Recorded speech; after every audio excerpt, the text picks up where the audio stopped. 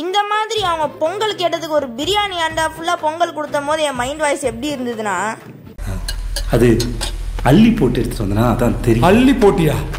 அவன் கை காட்டுறத பாருங்க, அள்ளி போட்டேன்றான்டா. ரீசெண்டாக நம்ம வந்து பார்த்தீங்கன்னா ஹோட்டல் கந்த விலாஸ் தான் ஈசிஆரில் விசிட் பண்ணியிருப்போம். அங்கே போகும்போது பயங்கரம் கூட்டங்க. இந்த ஹோட்டல் எப்போவுமே கூட்டம் இருந்துக்கிட்டே இருக்கும். சரின்னு சொல்லிட்டு நம்ம ஆர்டர் பண்ணலான்னு எங்கள் அப்பா வந்து பொங்கல் ஆர்டர் பண்ணியிருந்தாரு. நான் வந்து பூரி ஆர்டர் பண்ணேன். அப்புறம் எங்கள் அம்மா வந்து ஒரு பிளெயின் தோசை வந்து ஆர்டர் பண்ணிட்டாங்க. பிளெயின் தோசைக்கு நிறையா தொட்டுக்க கொடுத்துருந்தாங்க. எங்கள் அப்பா ஆர்டர் பண்ணியிருந்த பொங்கல் வந்து பார்த்தீங்கன்னா அவர் சாப்பிட்டு பார்த்து டேஸ்ட் சூப்பராக இருக்குது, வீட்டில் செய்கிற மாதிரி இருக்குன்னு சொன்னார். நான் வந்து பூரி ஆர்டர் பண்ணியிருந்தேன். பூரி வந்து அவ்வளோ சாஃப்ட்டுங்க. கிழங்கோட தொட்டு சாப்பிடும்போது டேஸ்ட்டு வேறு லெவலில் இருந்தது. பூரி நல்லா இருந்தோன்னே எங்கள் அம்மா நான் பூரி எடுத்துக்கிறேன், நீ தோசை எடுத்துக்கிறியாடா அப்படின்னு கேட்கும்போது என் மைண்ட் வாய்ஸ் எப்படி இருந்ததுன்னா, சார் அன்டைம் ஆயிடுச்சு, அமாவாசை பிறந்துச்சுன்னு கவிச்சு எங்களுக்கு தள்ளுறீங்களா? தோசையும் நல்லா இருந்ததுங்க. லாஸ்ட்டாக ஒரு ஃபில்டர் காஃபி போட்டுட்டு கிளம்பிட்டோம். தேங்க்யூ ஸோ மச், பாய்.